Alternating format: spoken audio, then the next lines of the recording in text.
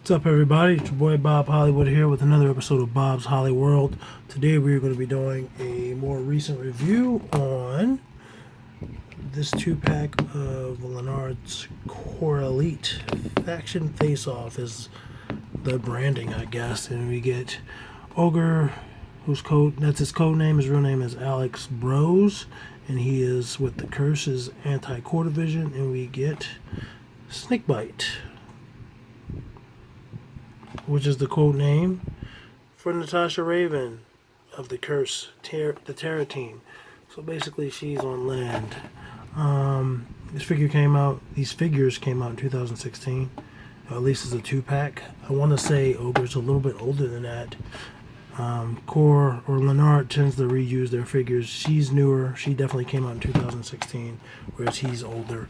If you look at the back of the packaging, we see the core members at the time.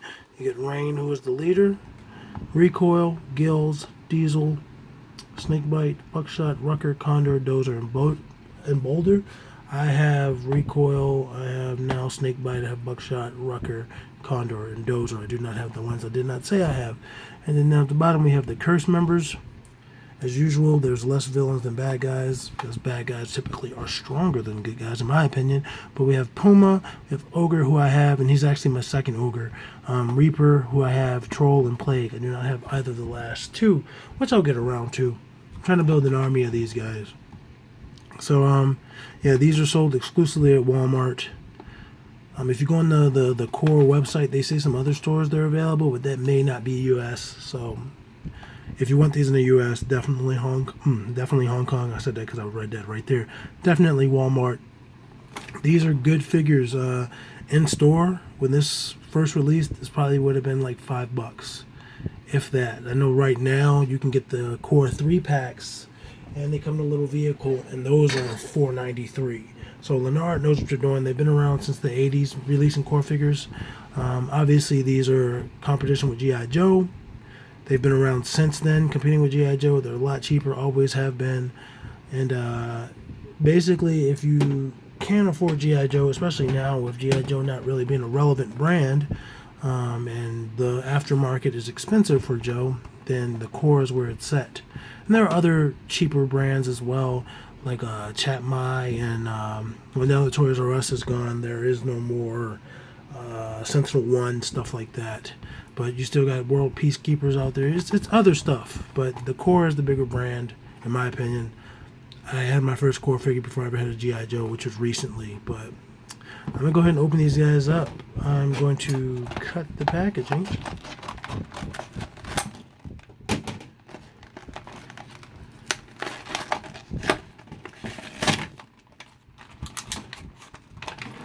As you see, they open pretty easily. I'm going to keep this. I don't know why I like to keep the with their faces on it. I just do.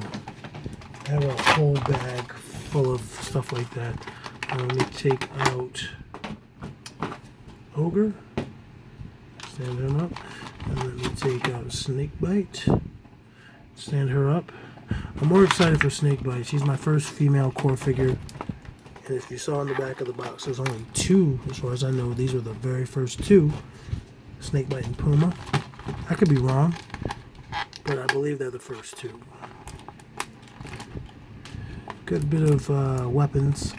I know that these, I'm sorry, my hand's in the way. I know that these knives are for Snakebite, and the shotgun is for Ogre. Let me give him his shotgun. I honestly don't even want to review Ogre. I mean, it's, like I said, this is my second one, but it's not his fault that he's not the first. I'm literally just excited for Snakebite, to be honest. Stand him back there. I will get to him. I just want to look at her, man. She's cool. She's got this new age haircut. Oh, man, look at, and there's sculpting for where her head's shaved. Yeah, I've seen some customs of these girls, man, just different colors, but this is her basic. She's in gray camo with a tan olive kind of vest on and a white belt. Her head's giving me some resistant turning, but we'll get into that in a minute. Just look at her face. Her eye The one eye that's painted is a very nice blue. The other eye is not painted, which is kind of unfortunate. A little bit lazy on their behalf. As you can see on the back of the packaging, she clearly has two eyes. So it's not like she's a Cyclops. They just got a little bit lazy with the hair. And maybe that's smart on their behalf. Saved them some time having to paint it, and they definitely saved some money with the mold. Let's see how her head turns. Gives me a little resistance. 360 degrees. It's on a ball joint, so like I could probably pop that off and put it on the figure. I'm not gonna do that right now, but her arms go up like that, slightly uneven, but that's cool, and they rotate 360 degrees at that shoulder. Her elbows a little wider than 90 degrees on that left, a little better than 90 degrees on that right. And they swivel at that elbow 360 degrees. Honestly, I mean, the other core figures do that, but not that well. No, oh, she does have waist articulation, so it rotates slightly, and her legs go out that far, forward that far, back that far. Knees a little bit better than 90 degrees on her left leg, and about 90 degrees with her right leg. No articulation lower than the knees. But it's pretty cool. I'm going to give her weapons. She has a pistol with a silencer, it looks like, and that goes in her holster neatly.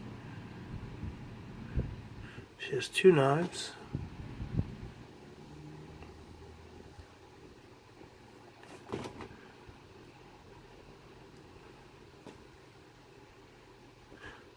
They both fit perfectly into her hands. And she has this crossbow. Since her hands are occupied, I'm going to stick the crossbow in her peg. So in her back. I think that's not very practical if she were fighting how to reach that, but it's cool. She does not have peg holes. That's different. All my core figures, I believe, have peg holes. And see, he has them, and he's older. I guess I didn't figure she needed them. Anyway, this is Ogre. He's from Russia. She's also from Russia, I believe. He's got this weird headgear I don't know how to describe, and like a turtleneck. He almost looks like he's in a bomb suit. And in the core lore, he's 6'8". He's supposed to tower over the other figures, but as you can see, he's just barely taller than her. His arms go up this much. Again, slightly uneven. His right arm goes up higher. Arms rotate 360 degrees at the shoulder. Elbows better than 90 degrees. A little less than 90 degrees on his left. A little better than 90 degrees on his right. Rotates at that elbow. No other articulation in his hands. Waist he can turn like this. 360 degrees is possible. Legs go up this far. As you can see, his right leg goes up slightly higher. Legs go back, not very far. Knees up that high. And he's not capable of going wider like the newer figures. Again, he's older. Let's see, his original year is probably on here, 2006. So it's probably his original year. And because I know with Large Sarge it says 1988, I believe, but the Large Sarge I have is actually from the 90s, the paint color he has. So even though it says 1 year, that's just when it was originally made. And as you saw me at the beginning of the video, his shotgun doesn't really go in his hands well.